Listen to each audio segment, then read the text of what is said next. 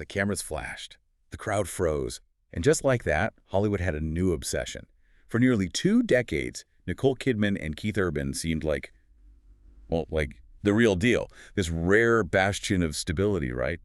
Hollywood royalty meets country music king. Yeah, their story was almost too perfect, wasn't it? Resilience, mutual adoration. Remember, the narrative was always how she saved him back in '06, pulled him from the brink. It was powerful stuff. Until it wasn't. The narrative just shattered. Breathtaking speed. September 29th, 2025, TMZ drops the separation bombshell. And then bam. The very next day, September 30th, Kidman files for divorce in Tennessee. Done. The shock wasn't just the split, it was the sheer velocity of it all. Welcome to Starscope Report. Join us as we uncover Hollywood drama, music industry shakeups, and viral influencer scandals. From red carpet surprises to social media controversies, we dive deep into the stories behind the fame. And today we are really diving deep into this Kidman-Urban split. We're trying to understand that huge gap, that dissonance between the public performance and the private reality that just imploded. Our mission, to dissect the really meticulous legal moves and the clashing stories about why this iconic marriage collapsed seemingly overnight. Okay, so let's get into it.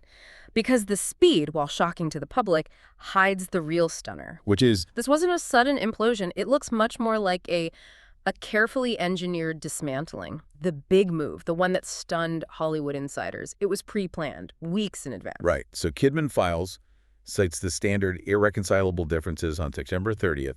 That's the public date. But the crucial documents, the ones that actually end the marriage legally and financially, the Marital Dissolution Agreement, the Permanent Parenting Plan, they were already signed, sealed, and delivered weeks before anyone knew. Weeks. Get the dates on this. Okay, so Keith Urban signed off on everything August 29th, 2025. August 29th. So Nicole Kidman signed just about a week later, September 6th. September 6th. So they were, for all intents and purposes, legally done. Yeah. Nearly a full month before the news even broke. Exactly. Legally separate entities, just waiting for the public announcement trigger. Wow. Okay, that reframes everything, doesn't it? Like Kidman's 19th anniversary post back in June. The loving tribute. Well, yeah, sources close to her were saying even into late summer, she was, quote, fighting to save the marriage. So if that's true, Yeah.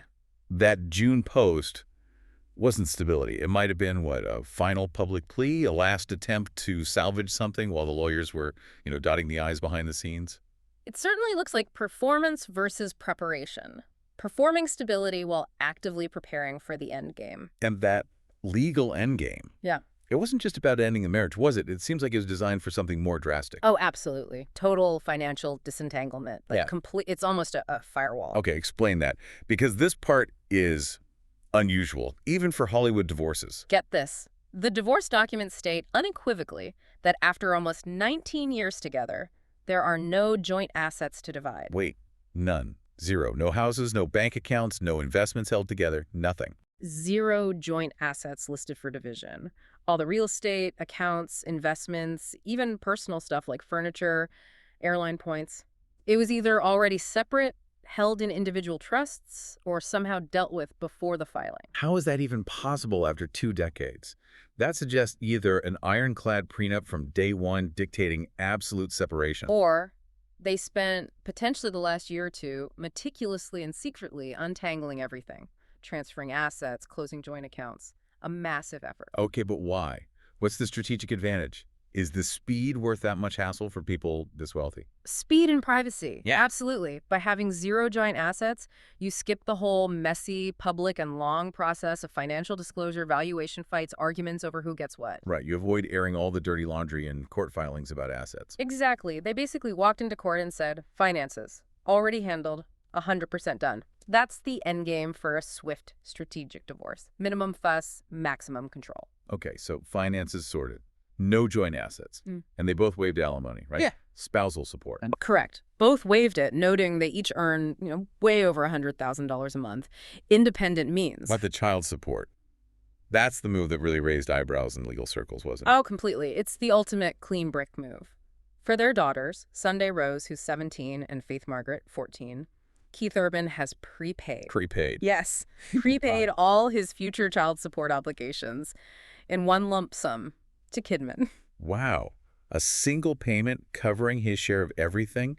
Tuition, nannies, activities, all the way until both girls finish high school. That must be Millions up front. Millions, absolutely. Why do that? Instead of just, standard monthly payments like everyone else? Seems like a huge cash outlay with risks. It comes back to that total separation idea.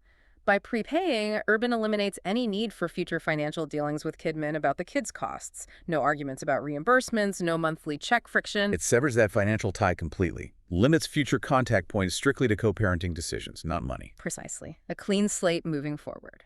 Okay, if you find these kinds of strategic, celebrity legal moves fascinating, make sure you're subscribed to Starscope Report. Because we're not done yet. The custody arrangement is just as, decisive. And maybe just as telling. It really is. The parenting plan is not an even split, not even close. How's the breakdown? Kidman is named the primary residential parent. That means the girls live with her 306 days a year. 306 days. Okay, and Urban gets? Urban gets 59 days, mostly alternate weekend. 59. That's a very small slice of the year for a father in what seems like an agreed-upon split. Less than 2 months total. It's starkly unequal, yes. Does that unequal time, 306 versus 59, lend weight to those rumors or sources claiming Urban was maybe ready to move on, perhaps physically distance himself? It certainly aligns with that kind of narrative. They both still have homes in Nashville, but the plan clearly puts the day-to-day stability, the routine, squarely on Kidman. And decision-making, if they disagree on something for the kids. Another key point. While they're supposed to make joint decisions, the documents are clear. If they can't agree, Kidman has final decision-making authority. So push comes to shove, she decides. Correct. Which suggests maybe a mutual understanding, or at least an agreement hammered out during the breakdown, that she's seen as the, quote, more stable parental anchor. Okay. So the how is meticulously planned. Legal framework locked down tight, financial severed, custody favoring Kidman. Now, the big question shifts from how to why. Right. And here's where it gets murky, because we're hearing multiple competing stories from sources close to them. 3 main narratives are bubbling up. Narrative number 1, the explosive one. Narrative A, the classic, dreaded specter of a third party. Sources are claiming the trigger was Keith Urban's alleged involvement with someone else, a younger woman in the business. Oof. And this wasn't just gossip. Reports say this rumor was all over Nashville during the summer of 2025, and sources supposedly close to Kidman feed this by saying she was still shocked over the finality of it all, which paints it as more one-sided. Him wanting out, her still reeling. Okay, that's one possibility. What's narrative B? Narrative B, a house divided by ambition. This one paints a different picture. For years, right, the perception was Kidman had scaled back her career somewhat to support Urban's touring, raise the girls. Yeah, that was the general feeling. But then as the kids got older, Kidman had this massive career resurgence, huge projects. Think Babygirl, the announcement of Practical Magic 2. She was suddenly very, very busy again, on a global scale. And that caused friction. According to this narrative, yes. It created a sudden disparity, they say. In lifestyle, maybe values, definitely in just mental bandwidth. The conflict became whose career sets the pace for the family now? Who gets priority? Is there any specific example tied to that? There is. A very specific detail being reported is that Urban apparently had an intense dislike for Kidman's 2024 movie, the erotic thriller Babygirl. Really? Disliked it how? Sources claim he refused to attend a single premiere or promotional event for it, not one. And that's being framed as proof of his lack of support for her renewed high-profile ambitions. Like, he wasn't comfortable with her stepping back into that kind of spotlight. Interesting. Okay, so infidelity or ambition clash. What's the third narrative? Narrative C adds a really bitter twist, the prenup's bitter pill. This one loops back to their 2006 prenuptial agreement, specifically the part people call the cocaine clause. Ah, the sobriety clause. I remember hearing about that way back. How did that work again? Okay, so the structure, as reported, wasn't traditional alimony. It was framed as an incentive bonus within the prenup. Allegedly, Urban was due $600,000 for every year of the marriage he remained drug-free. $600,000 a year for 19 years. Carry the one, that's. That totals a potential $11.4 million payout. $11.4 million, and the claim is he's asking for it. That's the claim. And the betrayal angle here, according to sources close to Kidman, is that she's incandescent with rage because she stood by him, went through rehab with him right after they got married. She was seen as his rock during that crisis. Exactly.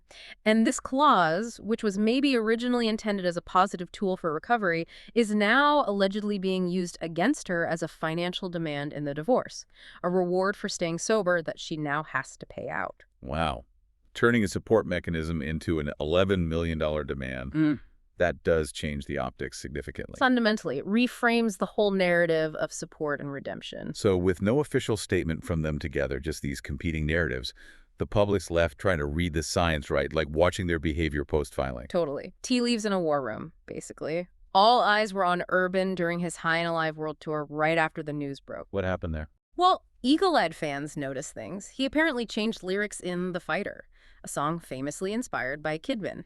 And then, during the breakup anthem, You'll Think of Me, he reportedly added this angry, expletive-laden line about, stupid bullshit reasons. Ouch! Disappointed. Fans certainly took it that way, interpreted as raw anger directed at the situation, or maybe at Kidman. And how did Kidman respond publicly during this time? Contrast that with Kidman's appearances. Very composed, projecting this image of the dignified mother, holding the family together through the storm.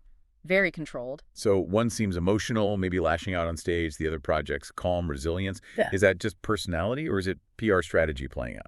Probably a bit of both, right? Kidman's quiet dignity is strategic, whether intentional or not. It plays well. Urban's outbursts, genuine or calculated, feed into certain narratives, maybe the angry guy or the one who messed up. Every action gets magnified and interpreted. Okay, let's pull back. Connect this ending back to the beginning.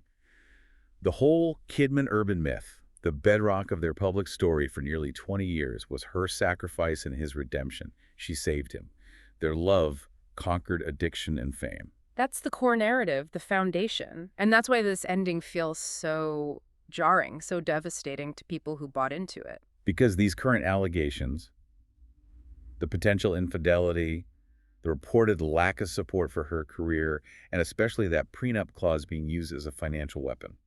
It feels like it retroactively invalidates the entire story they told us for 2 decades. It pulls the rug out from under that redemption narrative. So the public shock isn't just, oh no, another celebrity divorce. It's deeper. It's mourning the loss of that specific story, that powerful, beautiful narrative they represented. Yeah, it forces you to confront the possibility that the performance might have been more carefully crafted, more meticulously managed than the actual relationship behind closed doors. At the end of the day, this incredibly complex split, with its pre-signed everything and these competing tales of betrayal, leaves us thinking, doesn't it? It really does. It leaves you with a provocative thought. How much of any huge, celebrated public love story is ever truly real? And how much is just a masterclass in performance art? You've been listening to Star Scope Report, where Jordan and Jamie uncover the stories shaping Hollywood, music, and pop culture. Thanks for tuning in, and don't forget to subscribe for more stories that keep the stars shining.